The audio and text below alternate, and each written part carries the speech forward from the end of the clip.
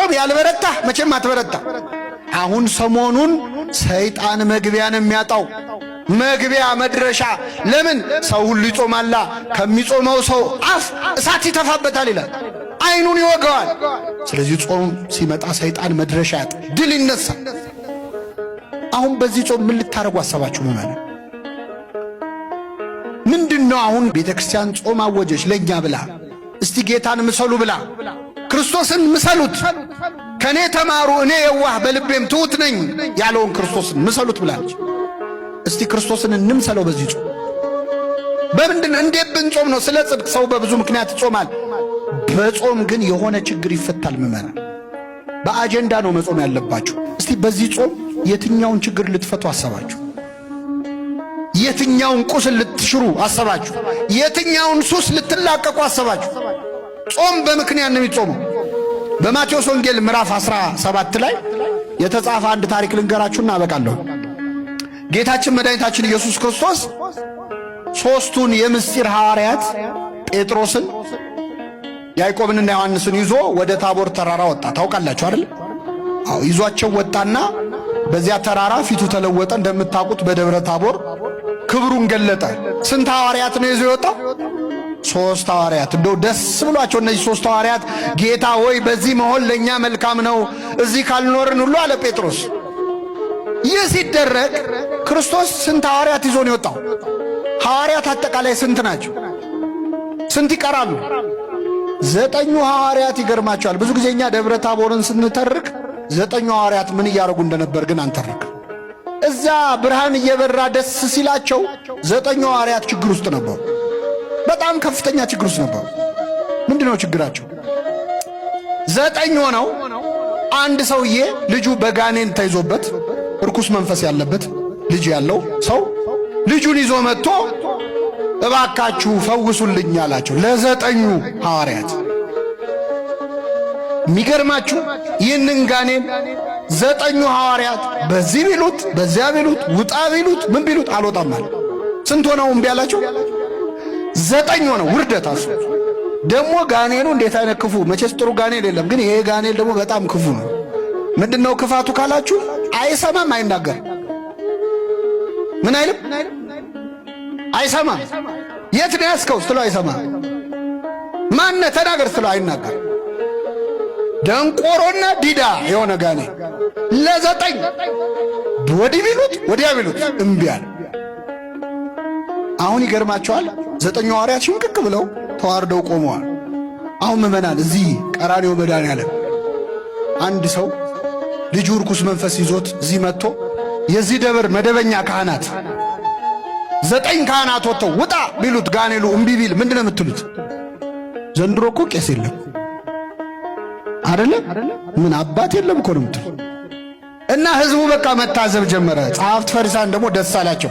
ድሮም ጋኔን ማውጣታቸው ነበር ትንሽ ያስከበራቸው አጋንን ሐዋርያቱ። እምቢ ሲል መሳቅ ያረጓቸው። 9 ሐዋርያት ተሸማቀቁ።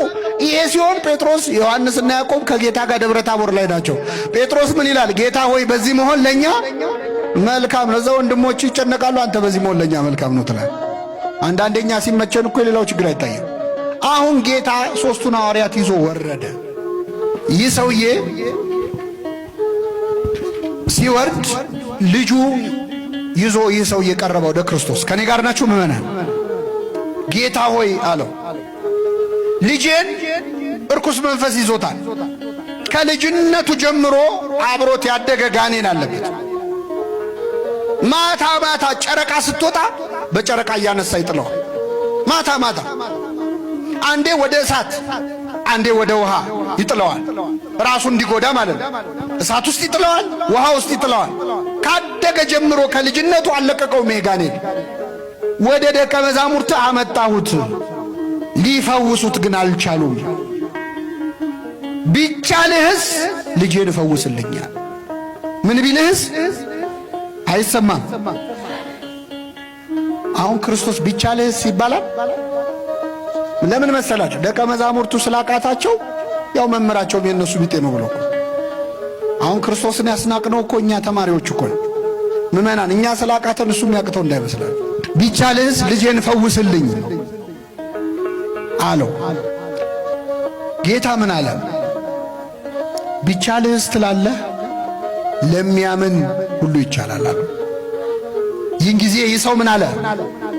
አምናለሁ፣ አለማመኔን እርዳው። እስኪ በሉ ከኔ ጋር አምናለሁ፣ አለማመኔን እርዳው። አሁን እስቲ በደንብ ከሰማችሁ መልሱልኝ። ይሄ ሰውዬ ያምናል አያምንም? እስቲ ቃሉን እንድገመው። አምናለሁ፣ አለማመኔን ይሄ ሰውዬ ያምናል አያምንም? ያምናል አያምንም? አምናለሁ ብሏል አላል? ያምናል አያምንም? አለማመኔን ደግሞ ብሏል። ይህ ሰው ያምናል ወይስ አያምንም? ተምታታባችሁ አይደል? እሱም እንዲህ ነው የተምታታበት። እስኪ በሉ አምናለሁ፣ አለማመኔን በሌላ ልተርጉምላችሁ። እንደዚህ እኮ ነን እኛ እኮ ከዚህ ሰውዬ በምንም አንለይ። ታምናላችሁ አታምኑ? ግን ደግሞ አኗኗራችን እንዳመነ ሰው ነው። ስለዚህ አናምን። ትጾማላችሁ አትጾሙ? ግን እየጾምን ነው በእውነት። ስለዚህ እጾማለሁ በሉ እስኪ። አለመጾሜን እርዳው። እየጾሙ አለመጾም አለ ለካ። እስከ 9 እንጾማለን። ስጋ እንበላም፣ የሰው ስጋ ግን እንበላለን። ሰው ግን እናማለን። ሐሜት አያርግብኝ እንጂ ብለን እናማለን። እኔ ለማማት ብዬ አይደለም ብለን እናማለን። እጾማለሁ፣ አለመጾሜን እጸልያለሁ። ትጸልያላችሁ አትጸልዩ? ግን አሁን እውነተኛ እንጸልያለን።